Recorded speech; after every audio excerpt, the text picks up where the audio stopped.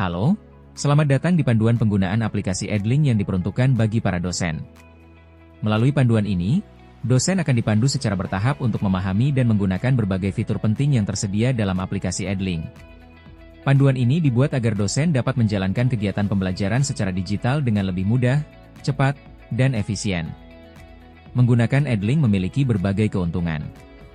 Salah satunya adalah mempermudah dosen dalam mengakses kelas serta melakukan proses pembelajaran dari mana saja dan kapan saja, baik melalui laptop maupun perangkat seluler.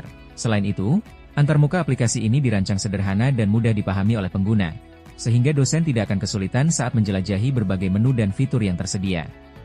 Edlink juga menyediakan laporan aktivitas mahasiswa secara otomatis, sehingga dosen bisa memantau keterlibatan mereka dalam kegiatan belajar. Tidak hanya itu, dosen juga dapat mengadakan sesi video conference secara fleksibel, sehingga komunikasi dan diskusi dengan mahasiswa tetap bisa berjalan lancar tanpa hambatan lokasi atau waktu. Untuk mulai menggunakan Edlink, dosen dapat mengaksesnya melalui browser dengan mengunjungi situs resmi di alamat https://edlink.id. Sebagai alternatif yang lebih praktis, dosen juga bisa mengunduh dan memasang aplikasi Edlink melalui Play Store di perangkat Android dosen. Setelah berhasil membuka Edlink, dosen akan melihat tombol bertuliskan Siakat. Klik tombol tersebut untuk memulai proses masuk. Dosen akan diminta untuk memasukkan nama perguruan tinggi tempat dosen mengajar, kemudian masukkan juga username dan password yang sesuai dengan akun Siakat yang telah dosen miliki sebelumnya. Pastikan data yang dimasukkan benar dan sesuai agar proses login berjalan lancar. Setelah login berhasil, dosen akan diarahkan menuju halaman beranda utama. Di halaman ini terdapat beberapa menu penting seperti kelas akademik, kelas personal, jadwal perkuliahan, serta informasi mengenai tugas-tugas yang telah dikumpulkan oleh mahasiswa. Untuk melihat fitur-fitur tambahan lainnya, dosen bisa menekan tombol atau tab yang bertuliskan lainnya. Di sana, dosen akan menemukan berbagai opsi tambahan seperti timeline dan berita, yang akan membawa dosen ke tampilan beranda khusus berisi aktivitas terkini. Sebelum dosen dapat mulai mengelola kelas, dosen perlu melakukan sinkronisasi akun dan kelas terlebih dahulu. Langkah pertama adalah dengan mengklik ikon profil, lalu masuk ke menu kelola akun.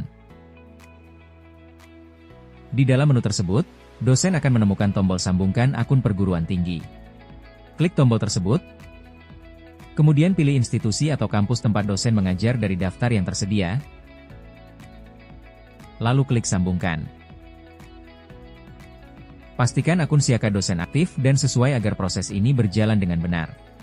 Setelah akun dosen tersambung, langkah berikutnya adalah menyinkronkan kelas. Kembali ke halaman beranda, lalu klik tombol sinkron kelas yang terletak di sisi kanan tampilan.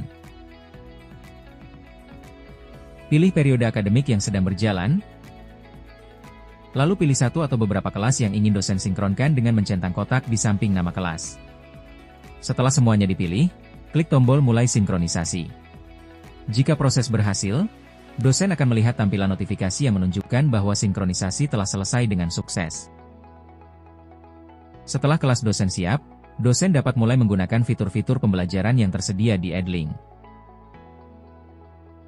Beberapa fitur utama yang dapat dosen manfaatkan meliputi pengunggahan materi, pemberian tugas, pembuatan kuis, pelaksanaan konferensi video, pemberian informasi, survei, dan pembuatan agenda atau acara akademik. Seluruh materi pembelajaran dapat dosen unggah dalam berbagai format seperti file PDF, PowerPoint, Excel, gambar JPG, serta tautan dari platform lain seperti Google Drive atau YouTube. Untuk mulai membagikan materi, arahkan kembali ke menu timeline dan berita, lalu klik ikon materi.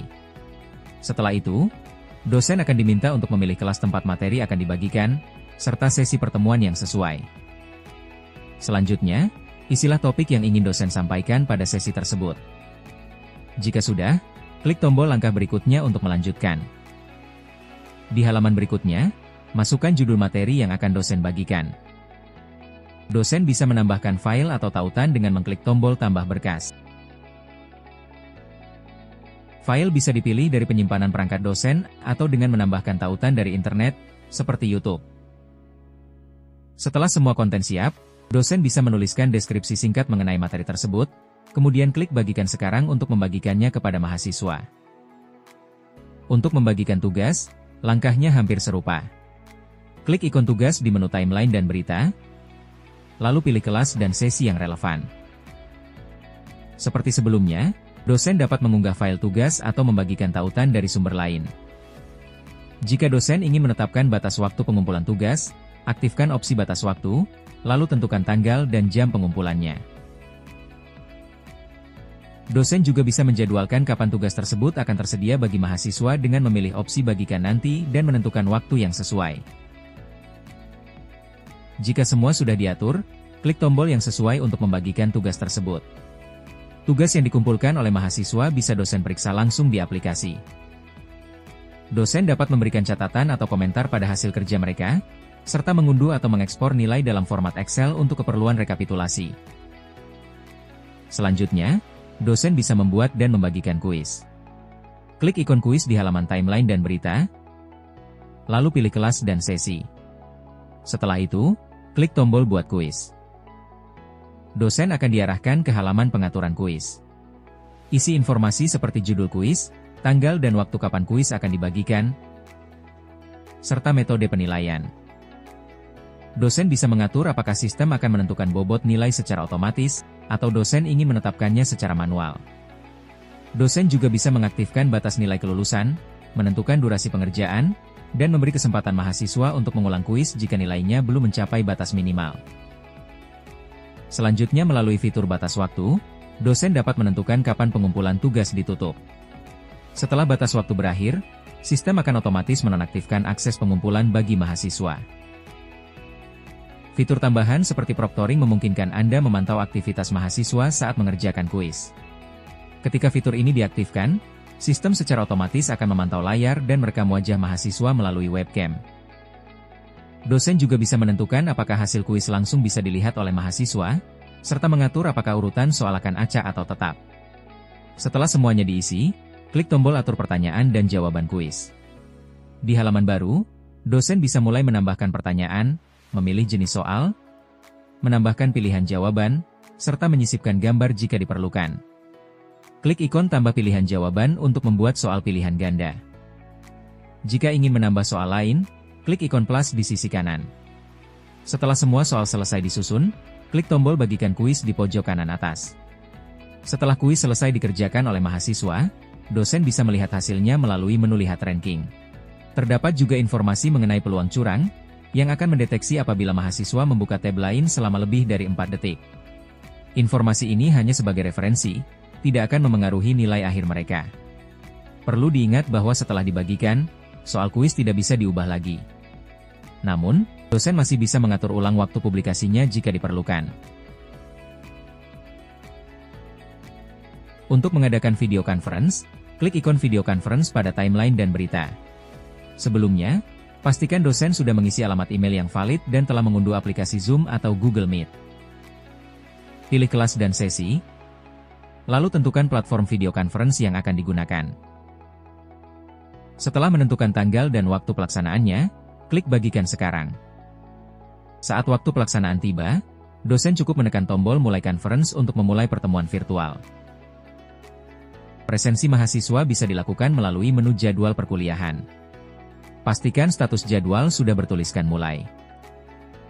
Temukan kelas yang sedang berjalan di bagian jadwal minggu ini, lalu klik presensi.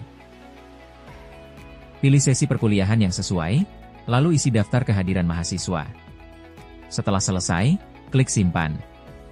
Jangan lupa untuk mengubah status perkuliahan di Siakat menjadi terselesaikan agar data presensi yang Anda input di Edlink dapat tersinkronisasi secara otomatis. Setelah dosen membuat kuis atau tugas, dan mahasiswa telah mengerjakannya, dosen bisa menarik nilai mereka langsung ke sistem Siakat. Buka tab beranda, pilih kelas dan sesi yang diinginkan, lalu pastikan mahasiswa sudah dinilai dan laporan tersedia. Jika komposisi belum ada, tambahkan melalui perkuliahan data kurikulum komposisi nilai. Kemudian buka menu nilai perkuliahan, klik aksi, lalu pilih tarik nilai Edlink. Nilai akan langsung tersimpan di sistem Siakat.